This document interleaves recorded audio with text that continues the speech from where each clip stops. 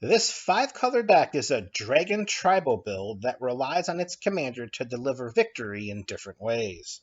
Due to Scion's activated ability and the potential for abusing it, we can one-shot an opponent with lethal commander damage while simultaneously filling the graveyard with dragons. As the yard piles up with dragons through the use of Scion's ability, one of our multiple mass recursion spells can be cast for the purposes of returning a thunder of dragons to the battlefield. By this method, we can eliminate our opponents via combat damage or via direct damage as the result of various enter the battlefield triggers. If, by chance, our hand is inundated with dragons, there are different ways to cheat these dragons onto the battlefield or return them to our library for the purposes of being used later by our general. Every dragon ever.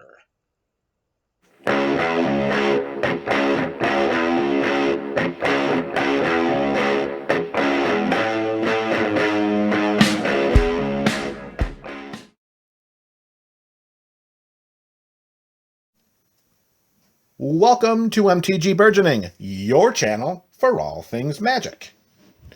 Scion of the Ur Dragon is a 4/4 legendary dragon avatar with flying for Wooburg colors. We can pay 2 to search our library for a dragon card and put it into our graveyard. If we do, Scion of the Ur Dragon becomes a copy of that card until end of turn, and then we shuffle our library. What you may not realize is that when we activate Scion's ability to become a copy of another dragon, the physical card itself is still our commander. Another fact that may not be well known for the non-Scion players in the Magic community is once we activate Scion's ability, we may, in response, activate it again. These are facts that are going to be shown throughout the 99 of this EDH deck tech.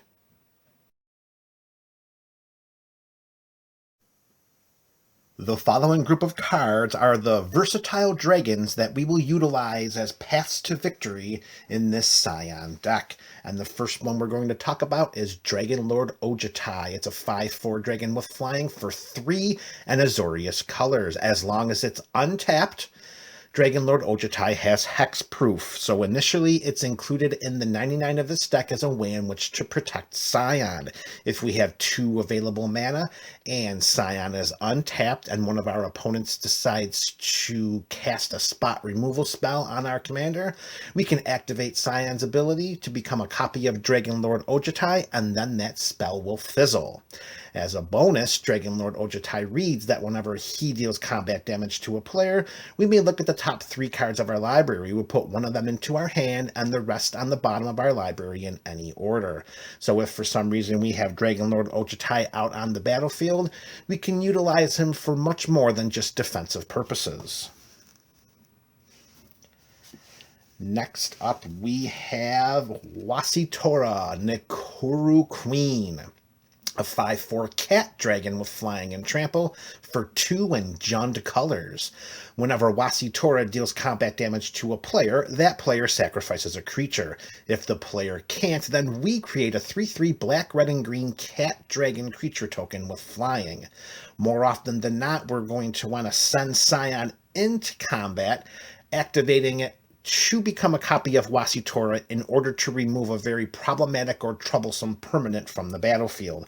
Those permanents most likely have to be creatures, because Wasitora will only make our opponents sacrifice a creature. This will help to skirt around protection. This will help to skirt around hexproof and shroud and indestructibility. In my meta group, Voltron commanders reign supreme, so having a way in which to make our opponents sacrifice one of those Voltron commanders without targeting it is very, very important as a way in which to keep the battlefield clean so our dragons can continue to rule the day. Next up, in another 5-drop, we have Scale Lord Reckoner, 4/4 flying for 3 and 2 white. Whenever a dragon we control becomes a target of a spell or ability an opponent controls, we get to destroy target non-land permanent that player controls. This is one of the few dragons that we would love to have out onto the battlefield and not so much worry about making Scion become a copy of. However, Like we said earlier in this segment of the deck tech, versatility reigns supreme with the selection process of the dragons in this deck, and if needed, if Scion is going to be spot removed and we're out of any other forms of protection, using Scion's ability to become a copy of Scalelord Reckoner will allow us to destroy a non-land permanent that player controls. Eye for an eye, permanent for a permanent. Next up, staying in the 5 spot, we have one of our many different combo pieces in this Scion deck. And that's going to be Skithiryx the Blight Dragon. It's a 4/4 flyer for 3 and 2 black mana, and it has Infect. Now, I will take the moment here to just let the viewing audience know this is not a dedicated Infect deck. Throughout the 99 of this EDH deck, this is the only Infect card. It is a doozy, I must say. We can pay a black, and we can give Skithiryx haste until end of turn, and we can also pay 2 black to regenerate him. So if needed, the versatility of Skithiryx gives us a lot of different options when it comes to activating Scion's ability. We can activate Scion's ability and regenerate him if he's going to be spot removed, outside of exiling, of course. And we have a way in which to keep him on the battlefield by activating his ability and then paying 2 black mana to regenerate him through Skithiryx's ability. We can also, by activating multiple abilities in response to the primary activation, we can give one of our dragons haste that may not otherwise have it by letting the last activated ability become Skithiryx, pay a black mana, give that dragon haste until end of turn, and then let the first activation turn into whatever dragon it is we chose. However, the real reason Skithiryx is included in the 99 of this deck is because of the way in which it pairs up with another dragon that we'll see momentarily. Keep in mind, primarily, Skithiryx is a 4/4 flyer with Infect. Dragon number 5, and one of the newest dragons to make its way into the 99 of this deck. It is Terror of the Peaks, a 5/4 flyer for 3 and 2 red mana. Spells that our opponents cast that target Terror of the Peak cost an additional 3 life to cast. Now, in a format where players are starting off with 40 life, this is not really that much of an additional cost, particularly because, people are fetching and shocking lands into play constantly. 3 life is not really going to matter when it comes to trying to remove Terror of the Peaks. So with that in mind, Terror of the Peaks may not be one of the best selections for Scion as a way in which to ward off any potential spot removal. That's not the primary reason why we've included this dragon in the deck. Whenever another creature enters the battlefield under our control, Terror of the Peaks deals damage equal to that creature's power to any target. As you know, we're going to have a lot of dragons hitting the graveyard, mostly through the activation of Scion's ability. And as we'll see later in this deck tech, if we have any spells that promote mass recursion, having Terror of the Peaks in the graveyard may be a way in which to seal the game. More on that dynamic to come. On the heels of talking about ending the game with Terror of the Peaks, let's move on to dragon number 6, and that's Scourge of Valkus, a 4/4 flyer for 2 and triple red. In a 5-color deck, triple red could prove to be a bit challenging. However, as you'll see later on in this deck tech, we have a very, very diversified land base, and we should have no problems getting 3 of 1 color, even in a 5-color deck. Whenever Scourge of Valkus or another dragon enters the battlefield under our control, it will deal X damage to any target where X is the number of dragons we control, and as a bonus, Scourge of Valkus has fire breathing.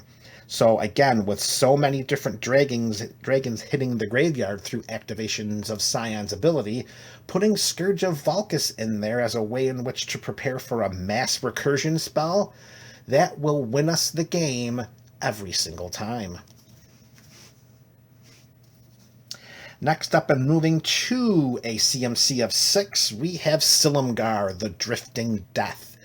It is a 3/7 with flying and hexproof for 4 in Dimir colors. Whenever a dragon we control attacks, defending player creatures defending player controls get -1/-1 until end of turn. By activating Scion and turning Scion into a copy of the Drifting Death, we could eliminate an entire opponent's token army as long as they're only 1/1. As beneficial as that could be, and as game board specific as that might be, that's not the primary reason Silumgar is included in the 99 of this deck. It is that second ability. It is hexproof. Whether Scion is tapped or untapped, if one of our opponents decide to try to spot remove Scion, we can activate Scion's ability and give Scion hexproof until end of turn. It should be noted for a little nugget of information later on in this deck tech that Silumgar, the Drifting Death, is the only dragon with a power less than 4. That will be important later on. All right, another dragon in the 6th spot, of course, we have Dragon Lord Dramaka. 5/7 with flying and lifelink for 4 in Selesnya colors. Dragon Lord Dramaka cannot be countered, and our opponents cannot cast spells during our turn. So if we have any way in which to, and there will be, as you see later on in this deck tech, if we can get Dragon Lord Dramaka onto the battlefield in a more non-conventional way, catching our opponents off guard, it will allow us to conduct our turn without any interaction from our opponents. And as we continue to piece together this deck tech, you're going to see that the number of combos available in this deck makes Dragon Lord Dramaka one of the most valuable pieces of the 99. Valuable, but maybe not the most valuable. The most valuable dragon from a mass recursive theme is most likely going to be Dragon Lord Kolaghan. A 6/5 flying with haste for 4 in Rakdos colors, Dragon Lord Kolaghan gives other creatures we control haste. And outside of a very, very small number of niche decks, Dragon Lord Kolaghan's other ability will have no effect. It reads whenever an opponent casts a creature or planeswalker spell with the same name as a card in their graveyard, that player loses 10 life. So outside of decks that feature Relentless Rats or Rat Colony or Persistent Petitioners or any decks where the creature card reads this deck may have any number of copies of this card, Dragon Lord Kolaghan's second ability will have no effect.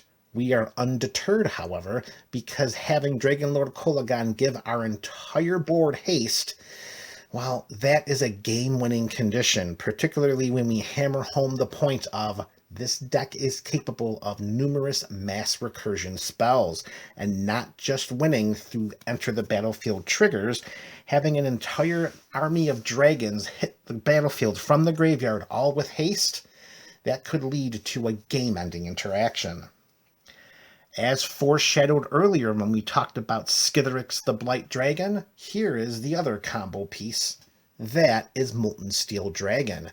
We have a 4/4 artifact dragon with flying for 4 and double red Phyrexian mana. Now, Phyrexian mana means that you can either pay the color or pay 2 life for each Phyrexian mana symbol. For the purposes of casting this spell, you're going to pay 4 and 2 red, 4, 2 life and 1 red, or 4 and 4 life. Additionally, Molten Steel Dragon has Phyrexian Fire Breathing, which is for every red mana or 2 life you pay, Molten Steel Dragon gets +1/+0 until end of turn. So why is this interaction with Skithiryx so important? We're going to explain that right now. We have Scion of the Ur Dragon on the battlefield and ready to attack. We attack and send it into combat. Our defending opponent decides not to attack. We activate Scion's ability. In response to that activation, we activate Scion's ability an additional time. 2 activations of Scion's ability are on the stack. The first one comes off and resolves into Molten Steel Dragon. For the brief moment that Scion of the Ur Dragon is Molten Steel Dragon, we either pay the red mana or pay the 2 life to give Scion +6/+0 either way in any combination. So we give Scion +6/+0, Molten Steel Dragon's activation ceases, comes off of the stack, and then the first activation of Scion comes off of the stack, and that comes as Skithiryx the Blight Dragon. Now, Skithiryx is a 4/4, and we already gave Scion +6/+0, so what we end up with is a Skithiryx that's 10/4 Flying Infect, dealing 10 points of damage to that opponent, and sending that opponent to good game. Good game for us, most likely not good game for them. All right, staying in our 6-drops, we have another mono white dragon. This time it's Yosei the Morningstar.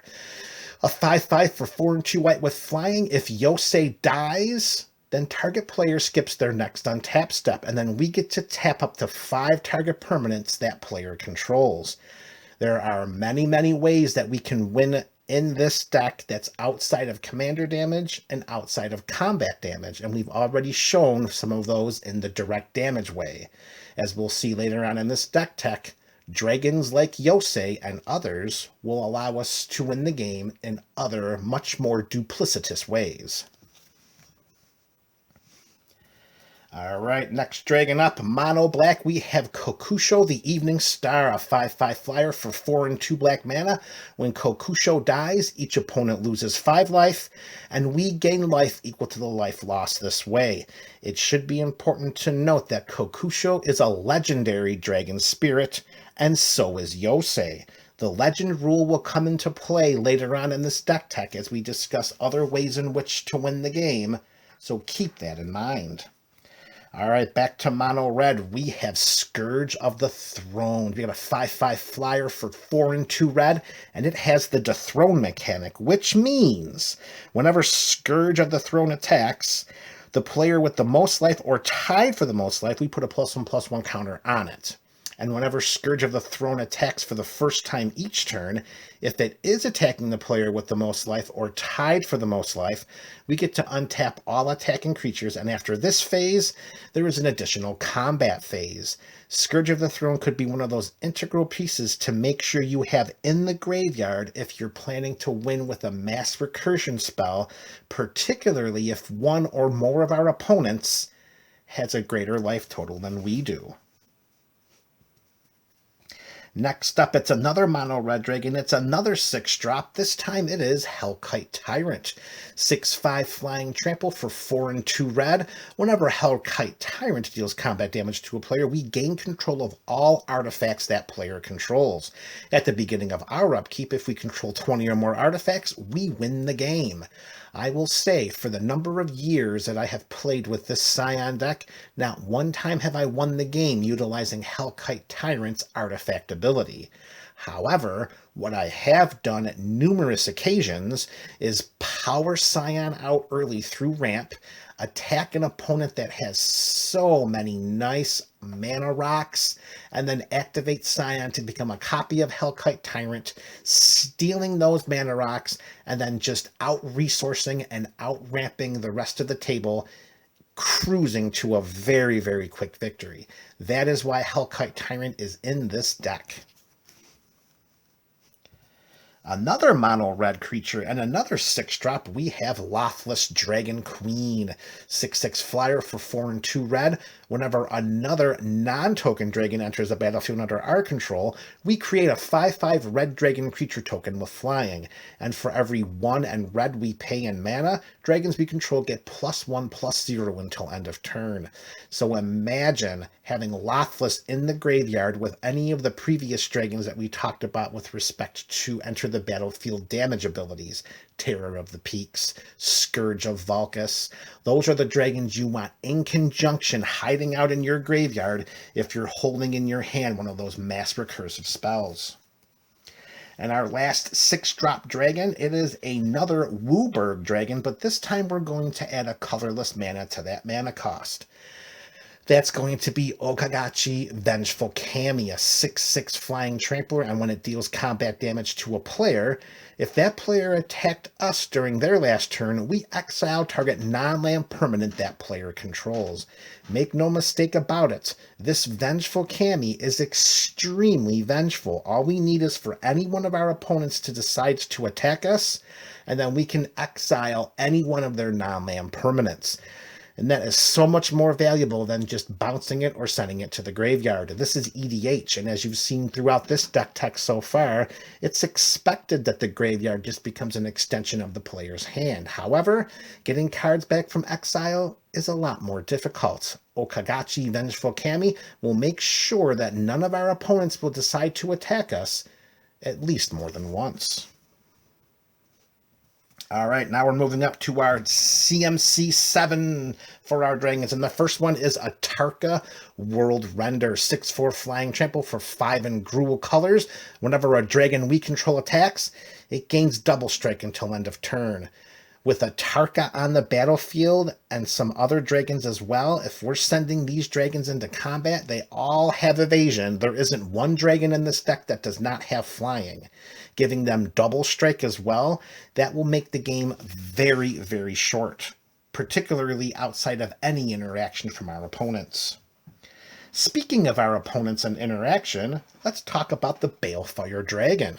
6/6 flyer for 5 and 2 red.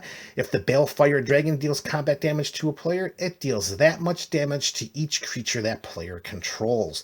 This is a personalized creature board wipe. There are not many creatures that are going to survive taking 6 points of damage. And every time that we activate Scion to become a copy of Balefire Dragon, it's usually the tribal player that's going to suffer. Because we are a deck that might take a little bit more time to do what we want to do, the faster tribal decks are the ones that we have to keep an eye out. Balefire Dragon will make sure to keep those opponents' armies under control. All right, another multicolored dragon in the 7 spot is Bladewing the Risen. It's a 4/4 zombie dragon with flying for 3 and double Rakdos colors, 2 black and 2 red. When Bladewing enters the battlefield, you may return target dragon permanent card from your graveyard to the battlefield. And for every black and red mana we pay, dragon creatures we control get +1/+1 until end of turn. So let's dispel a common misconception right here with the inclusion of Bladewing the Risen. We do not, in many circumstances, very, very few times do we want to activate Scion to become a copy of Bladewing the Risen. There are some scenarios in the deck where that would be beneficial. However, it should be noted that activating Scion's ability to become a copy of Bladewing the Risen will not trigger its enter the battlefield ability. The best and most creative way to do that would be to have Scion activate, become a copy of Bladewing, send Bladewing to the graveyard, and hopefully we have an individual recursion spell that can bring Bladewing back to the graveyard, onto the battlefield, and then trigger him that way. All right, next up in our last mana value 7 dragon, it is Drakuseth Maw of Flames, a 7/7 flyer for 4 and triple red. And what we talked about when we spoke of Scourge of Valkus holds true for Drakuseth. We should not have trouble getting triple red, even in a 5-color deck. When Drakuseth Maw of Flames attacks, it deals 4 damage to any target, 3 damage to up to 2 other targets. So, outside of its combat damage, it's spreading out 10 points of damage to 3 different targets. What should be pointed out, however, is if you are planning to utilize Drakuseth with Scion, make sure you activate Scion's ability before you declare him as an attacker. If you turn Scion sideways and then send him into combat and then activate Scion's ability to become a copy of Drakuseth, you are only going to deal 7 points of flying damage. That's going to be it because Drakuseth's trigger is an attack trigger. So make sure you activate Scion before you attack. All right, we got a handful of dragons left, and the next one is our first 8-drop. It is Utvara Hellkite, 6 and 2 red for a 6/6 flyer. Whenever a dragon we control attacks, put a 6/6 red dragon creature token with flying onto the battlefield. Game-ending dragon the Utvara Hellkite is, particularly if we include it in conjunction with the Terror of the Peaks, Scourge of Valkus, or maybe even Lothless Dragon Queen. Put a little Dragon Lord Kolagon in the mix and have Utvara Hellkite carrying the rear. Have those 5 dragons all enter the battlefield from the graveyard at the same time, and then they all attack, and oh, it's just game over. All 5 of those dragons hit the field, and then we get all of the token copies from Lothless. We're doing all the points of damage with Scourge of Valkus and Terror of the Peaks.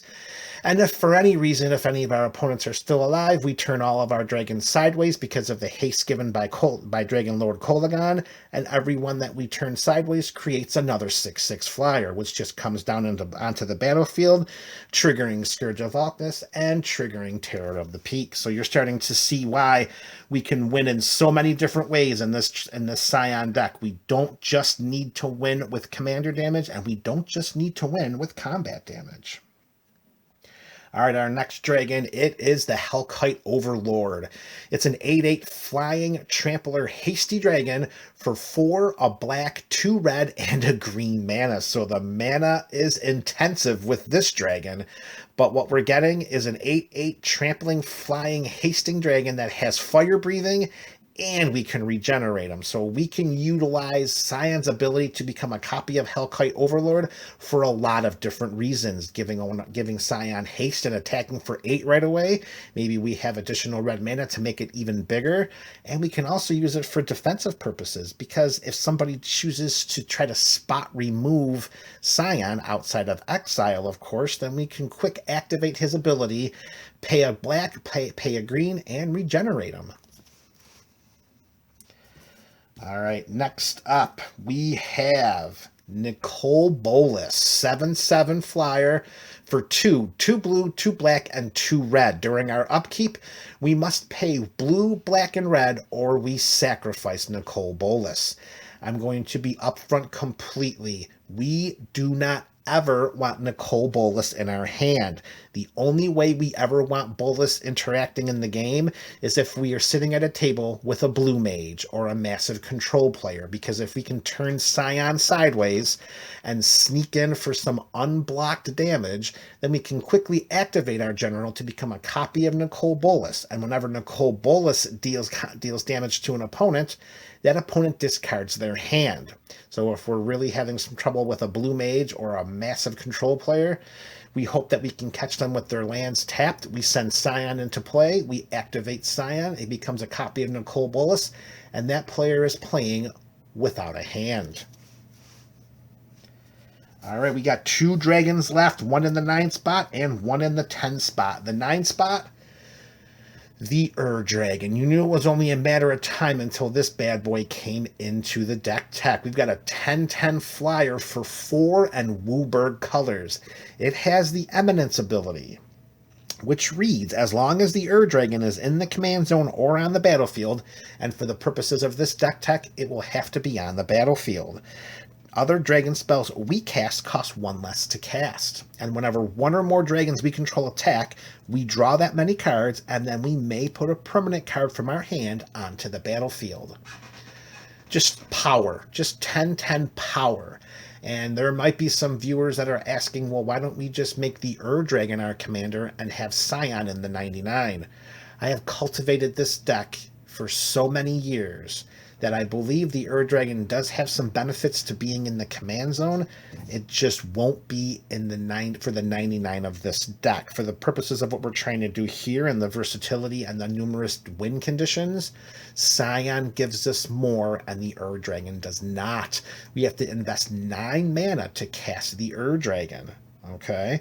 Because his Eminence ability does not reduce his mana cost at all.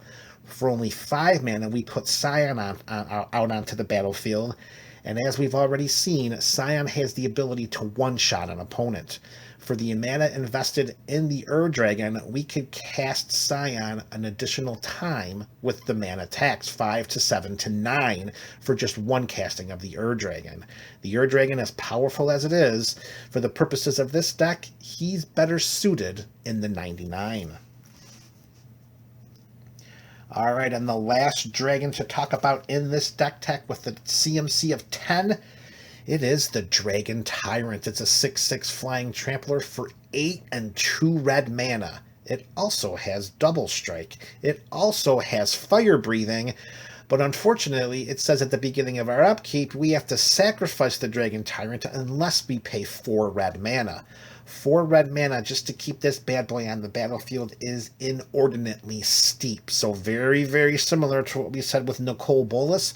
Dragon Tyrant is a dragon we never want to draw.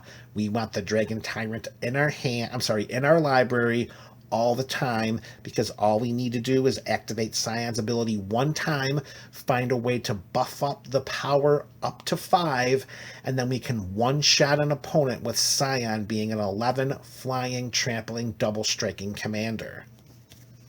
And as this deck tech continues, you're going to see that we've included many different ways in the 99 to keep the dragons in the 99 and not in our hand.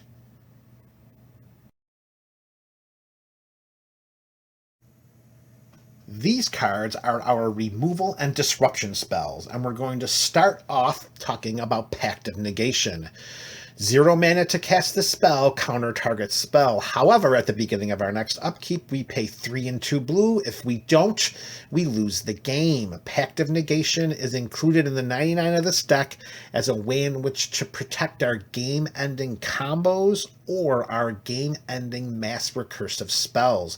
We want to make sure that everything we're building up towards, particularly when it comes to protecting our graveyard, we can protect it as well as we can by including a counterspell that at the moment we need it costs us 0 mana. However, make sure you pay that 3 and 2 blue at the beginning of your upkeep, and the best way to remember to do so is leave this card face up on the top of your library.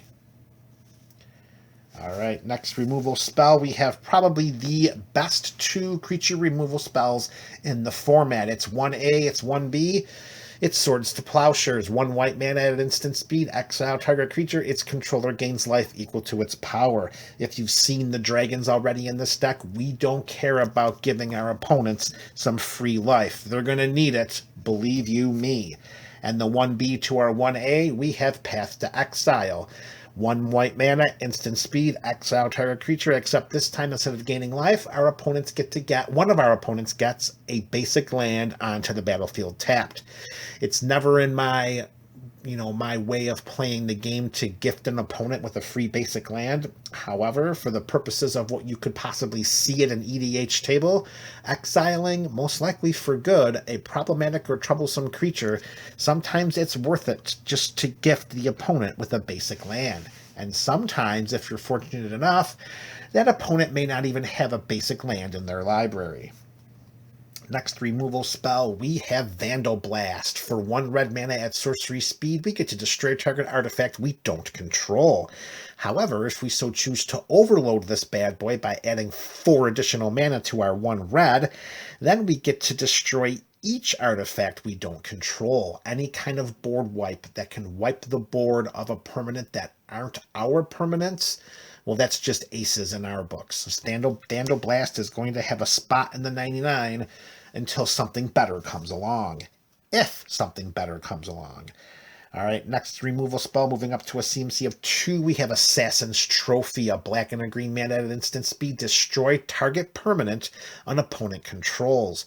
Target number 1 is Maze of Ith. In a deck where commander damage is a very, very real threat, any opponent that has a Maze of Ith in play, Assassin's Trophy is going to be its number 1 target, or the Maze of Ith is going to be the number 1 target of Assassin's Trophy. All right, so when we destroy this target permanent of an opponent, they get to search their library for a basic land and put it onto the battlefield. So pretty much what we said about Path to Exile also extends to Assassin's Trophy. However, it doesn't just have to be a creature that we destroy. We can destroy any one of their permanents. We're playing blue, of course, in this 5-color deck, so the near auto include of Cyclonic Rift, it has to happen. It's powerful. It's sometimes unfair. It's hard to come back from. It could be considered a game-ending spell. We're including it in the 99. 1 in a blue, we bounce a non-land permanent we don't control to its owner's hand.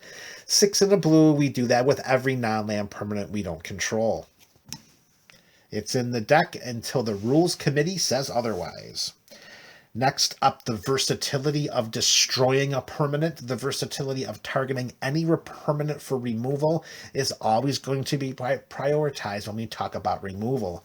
Hence, Beast Within. 2 and a green, instant speed, destroy target permanent. Its controller gets a 3/3 green beast creature token. We don't care about a 3/3 walker. Have you seen the dragons in this deck? We don't need to worry about no stinking beast token. Beast Within was so good, they decided to make another one of it and call it Generous Gift. Same result. It gives us an opponent a 3/3 when we destroy one of their permanents. It costs 2 and a white, except it's not a beast. It's an elephant, and we still don't care. We don't care about a 3/3 beast. We don't care about a 3/3 elephant. We got dragons that will gobble them up for days. Next removal spell is included for those control mages, for those ones that are trying to do duplicitous things with artifacts, enchantments, and comboing out to win the game. Croson Grip. 2 and a green at instant speed. It has split second, which means as long as the spell is on the stack, players can't play spells or activated abilities that aren't mana abilities. For the purposes of clarity, split second could just be interpreted as this spell cannot be countered. We get to destroy target artifact or enchantment. If you've ever sat down to an EDH table and you know the combo player needs an artifact and or enchantment to win the game, pulling out a Croson Grip can really send that game plan right into the crapper. All right, next up, staying with a CMC of 3, we have Fierce Guardianship. 2 and a blue at instant speed, counter target non-creature spell. However, if we control Scion, we may cast the spell without paying its mana cost. As a way in which to protect a potential opponent losing combo with Scion of the Air Dragon at front and center, we can cast Fierce Guardianship for free, similar to Pact of Negation at the time, and then we can ensure that Scion stays on the battlefield, hopefully delivering a lethal blow to an opponent. All right, a handful of spells remain, and the next one is Teferi's Protection. 2 and a white at instant speed. Until our next turn, our life total cannot change. We have protection from everything, and all permanents we control phase out. We then exile Teferi's Protection, and that even keeps our dragon tokens safe in the phasing realm. Now, prior to the creation of this spell, prior to Teferi's Protection being released, if any token were to be phased out, it ceased to exist. However, after Teferi's Protection was created, the rule was changed to protect those tokens as well. So Teferi's Protection will protect us from everything. Another spot removal spell here. We have Anguished Unmaking. 1 in Orzhov colors at instant speed. Exile target non-land permanent. We lose 3 life. We don't care about 3 life. We're playing Commander, and we start with 40. Exiling a non-land permanent is so much better than destroying it. And our last removal spell is a bit beefier than any of the ones we've already talked about, but its effectiveness cannot be ignored. It is Merciless Eviction, 4 in Orzhov colors at sorcery speed. It is a moto spell, so we pick one of the following 4. Exile all artifacts, exile all creatures, exile all enchantments, or exile all planeswalkers. Of course, the decision will be left up to the player, particularly based on the board state.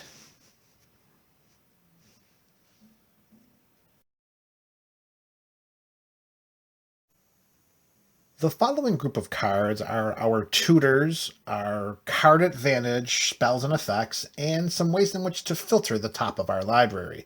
There are specific dragons that we want to stay in the 99 of this deck, and those are the spells and effects that are going to make sure they stay there. Leading things off with this subsection of cards, we have Mystical Tutor.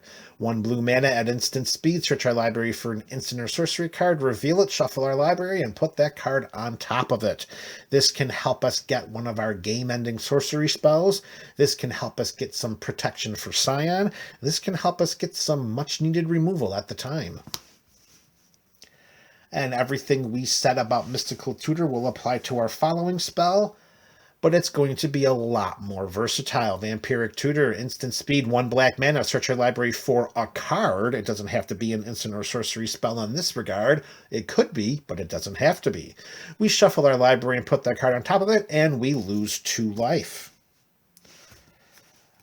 Another tutor, Demonic Tutor, sorcery speed, 1 and a black mana, search your library for any card and put it right into our hand. We don't have to worry about putting it on top of our library. We don't have to worry about paying 2 life. We just go to our library, get the card we need, put it into our hand, and then win the game. When we were talking about filtering the top of our library, and there's a good reason for that, and a great reason why we left the Dragon Tyrant right there up on top to take a gander. We don't ever want to draw that card. We want that card staying in our library for the entirety of the game until Scion is ready to call upon it.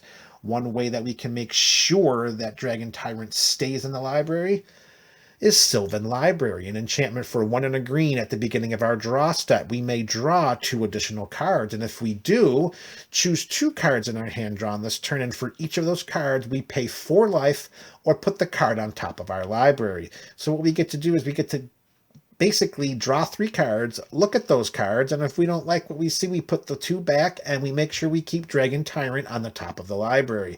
Sylvan Library is a fantastic way to sort out and filter the top of our deck. Another great way to do that, in case we end up drawing a creature like Dragon Tyrant, is Scroll Rack, an artifact, 2 colorless mana, pay 1, tap it, exile any number of cards from our hand face down, and we put that many cards from the top of our library into our hand. Then look at the exile cards and put them on top of our library in any order. So if for some reason we have some dragons that are in our hand that are really mucking up what we've got in our hand, let's activate Scroll Rack. Let's put them on top of our library, and then, if we only had a way in which to shuffle our library automatically. Oh, that's right, Scion's ability lets us shuffle our library every time we activate it. And that won't be the only way in which we can shuffle those dragons from the top of our library and have them better mixed throughout the deck. Scroll Rack will be one of those spells that helps us to keep those dragons in the library. All right, next spell we have Rhystic Study. Of course you're going to pay 1 for that. Of course you're going to pay 1 for that. You're not going to pay 1 for that? Well, then I'll just draw a card. All right, next spell up, another enchantment. We have Garruk's Uprising. 2 and a green for this enchantment. When Garruk's Uprising enters the battlefield, if we control a creature with power 4 or greater, we get to draw a card. I mentioned earlier in this deck that the only dragon that has a power less than 4 was Silumgar Drifting Death. Every other dragon has a power of at least 4 or more. So as long as we have any other dragon on the battlefield outside of Silumgar, we're going to have Garruk's Uprising draw us a card when it enters the battlefield.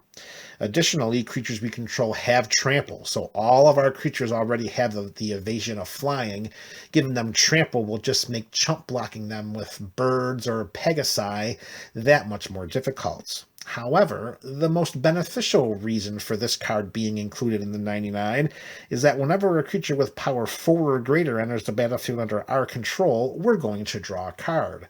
As I stated before, the only creature card in the entire deck that won't trigger Garruk's Uprising is Silumgar Drifting Death. And the last card in this subset of the video, it is very similar to Garruk's Uprising. It is Temur Ascendancy, an enchantment that gives creatures we control haste for a green, a blue, and a red. So instead of trample, they're getting haste. However, whenever a creature with power 4 or greater enters the battlefield under our control, very similar to what Garruk's Uprising does, we get to draw a card. So just by getting creatures onto the battlefield is going to trigger Temur Ascendancy, it's going to trigger Garruk's Uprising, it's going to put it's going to put more cards into our hand.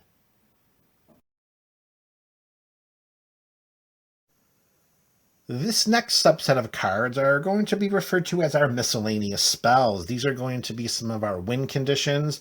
These are going to be some of the spells that are going to help us strengthen and enhance the themes of this deck. And the first spell we're going to talk about is Reanimate. 1 black mana at sorcery speed. We put target creature card from any graveyard onto the battlefield under our control. We lose life equal to that creature's total casting cost. I can't imagine any creatures more powerful or beneficial than the ones we have floating in the 99. So more often than not, Reanimate is going to be used to target one of those creatures.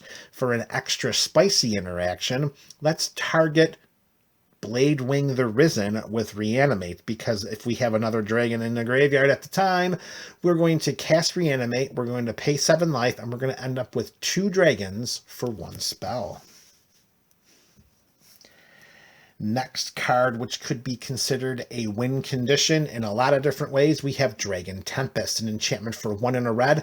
Whenever a creature with flying enters the battlefield under our control, it gains haste until end of turn. Every creature in this deck has flying, so for the purposes of this deck, Dragon Tempest really reads, creatures you control have haste. More importantly, however, whenever a dragon enters the battlefield under our control, it deals X damage to target creature or player, where X is the number of dragons we control. This is another Scourge of Vulgus ETB trigger, and it is one that is exceedingly powerful and one that which we could win the game with great ease. Next up, we have Quicksilver Amulet, an artifact 4 to cast, 4 to activate, and when we do, we tap it, and we put a creature card from our hand into play. And that's a great way to skirt those mammoth casting costs of creatures that we have, because some of those dragons are some biggins when it comes to their mana value, and we don't want to pay that mana, so let's use Quicksilver Amulet instead. An even cheaper alternative, albeit a little more temporary, we can turn to Sneak Attack, an enchantment for 3 and a red. We can pay a red mana and we can choose a creature card from our hand and put it into play. It has haste and we sacrifice it at the beginning of the end step. This is a fantastic way and a much more economical way to try to get some dragons into our graveyard from our hand that may have some, conjunction for potential game-winning dynamics. Sneak Attack can help us get that done. Next game-winning spell, and one that we alluded to earlier when we were talking about the legendary dragon spirits of Yosei and Kokushu. We have Rite of Replication, 2 and 2 blue at sorcery speed. We create a token that's a copy of target creature. However, if we pay 5 more mana, and we pay 7 and 2 blue, instead we put 5 of those tokens onto the battlefield instead. So let me explain why this could be so inordinately valuable. We can cast Rite of Replication and kick it targeting Scion. Without any opponent interaction, we can win the game in a lot of different ways. We can have Scion become a copy of Scourge of Vulgus, and then we can utilize all of those ETB triggers to deal direct damage to all of our opponents and win on the spot. We can also do the same thing with Terror of the Peaks. Depending on life total, we could activate Scion's ability to become a copy of Kokushu, therefore having each opponent lose 25 life, and we gain 25 life for each opponent that takes that life, because Kokushu and the legend rule has to apply. Those creature tokens enter the battlefield, so they will die and they will trigger. The same thing could be said with Yosei. We can really, really lock down an opponent for multiple turns by activating Scion's ability to become a copy of Yosei and then targeting it with a kicked Rite of Replication. Rite of Replication is one of the numerous win conditions in this deck, and it is extremely powerful. Now, throughout this deck tech, we've talked about the mass recursion spell that could win us the game. We've got 3 of them. The first is Living Death, 3 and 2 black at sorcery speed. Everyone knows how this spell works. Each player exiles all creature cards from their graveyard, then sacrifices all creatures they control. Then we put all cards exiled this way onto the battlefield. With a graveyard full of the dragons we need, we cast a Living Death and we end up winning the game, hopefully right on the spot. Although I will say, make sure you take extra caution to know what's in your opponent's graveyards, just so you're not surprised. Patriarch's Bidding is perfect for this deck, but the caution still remains. Make sure if you're playing against any other tribal players, know what's in their graveyard before you cast the spell. Sorcery speed 3 and 2 black. Each player chooses a creature type. Of course, we're going to choose dragons. And then each player returns all creature cards of a type chosen this way from their graveyard to play. So this is just an easier way to get our dragons from the graveyard to the battlefield. And our last mass recursion spell is going to recur them all. Rise of the Dark Realms, it's almost twice the cost, but it comes with so many more potential benefits. 7 and 2 black at sorcery speed. Instead of just getting creatures from our graveyard and putting them onto the battlefield under our control, we're taking creatures from all graveyards and putting them onto the battlefield under our control. And if we're fortunate enough and we planned ahead and we have Dragon Lord Kolagon in our graveyard, all of those creatures are going to have haste. We turn them sideways and then proceed to win the game.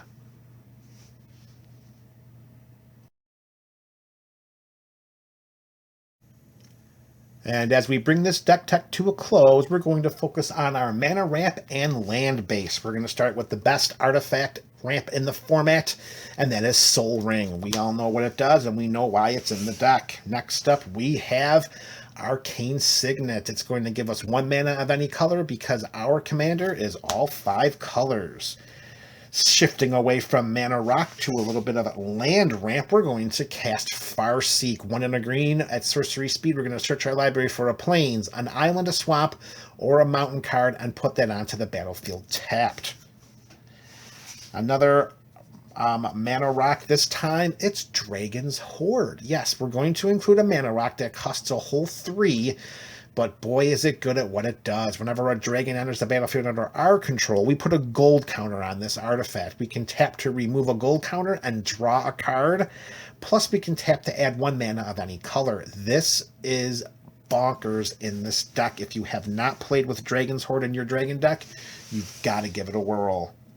Next, we have Skyshroud Claim, sorcery speed, 3 and 2 green. We search our library for up to 2 forest cards and put them onto the battlefield, and then we shuffle our library.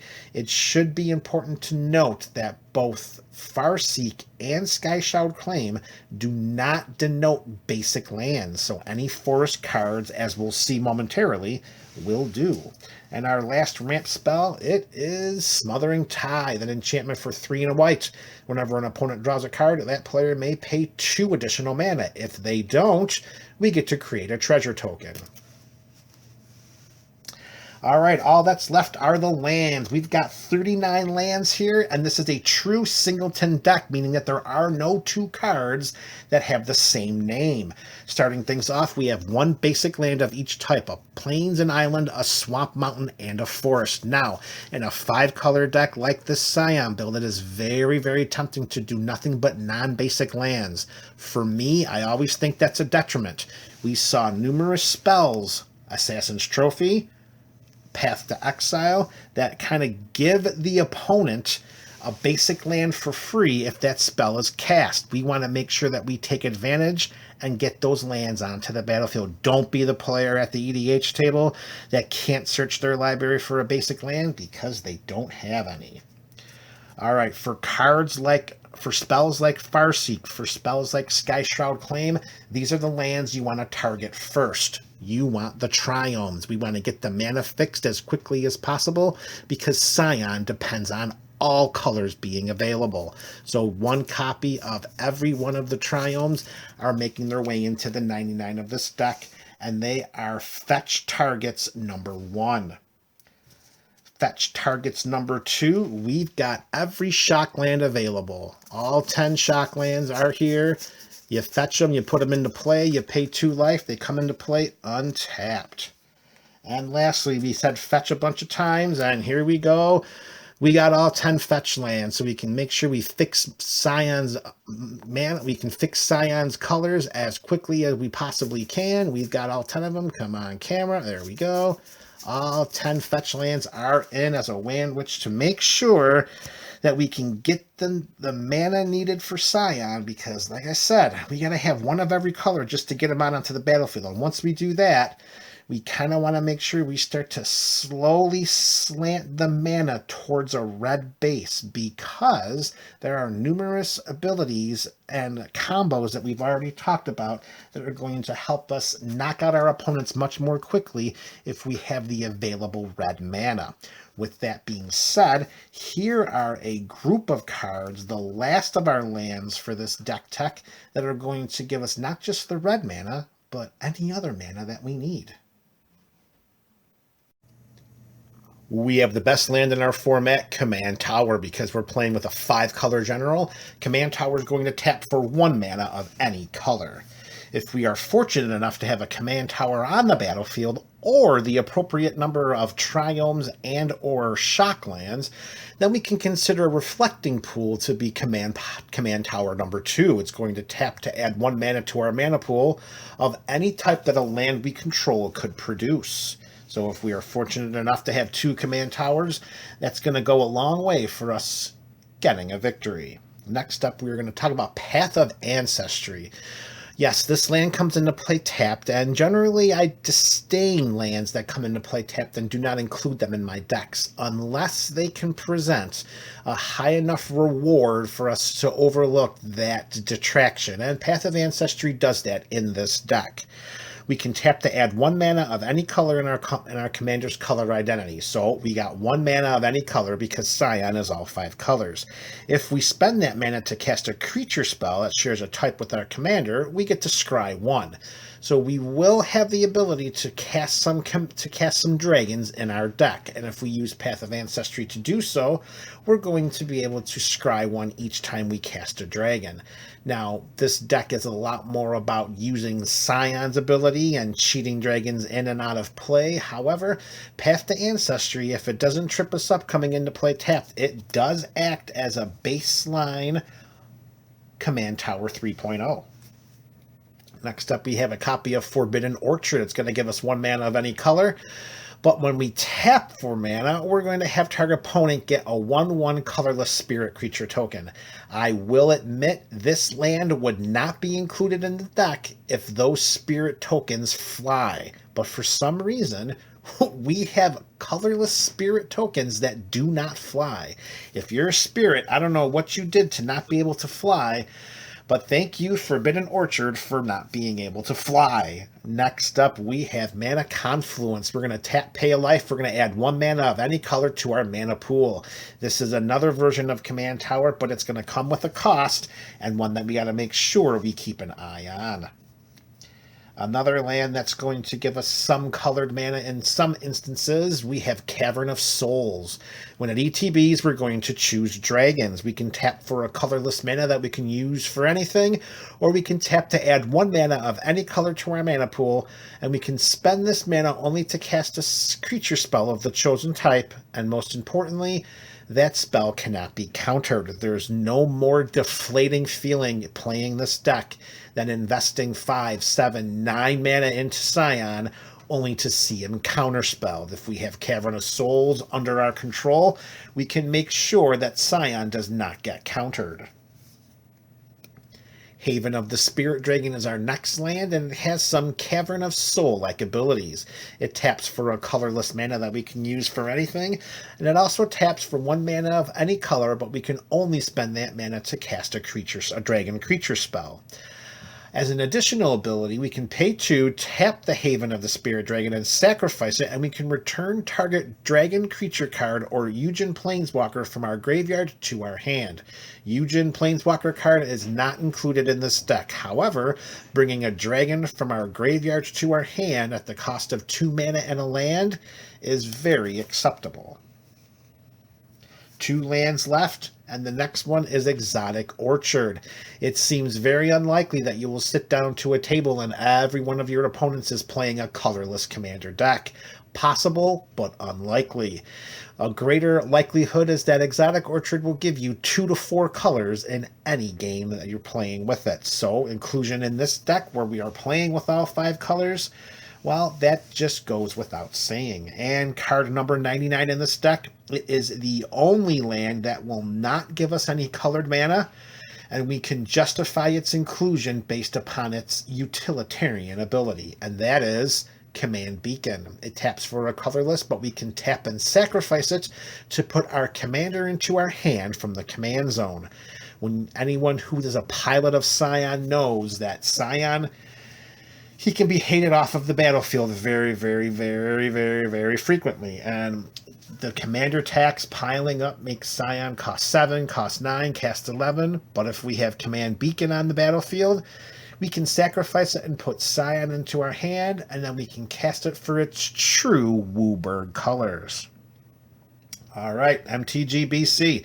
That is Scion of the Dragon EDH deck tech. Let me know your thoughts about this deck in the description below. This is MTG Burgeoning, your channel for all things Magic.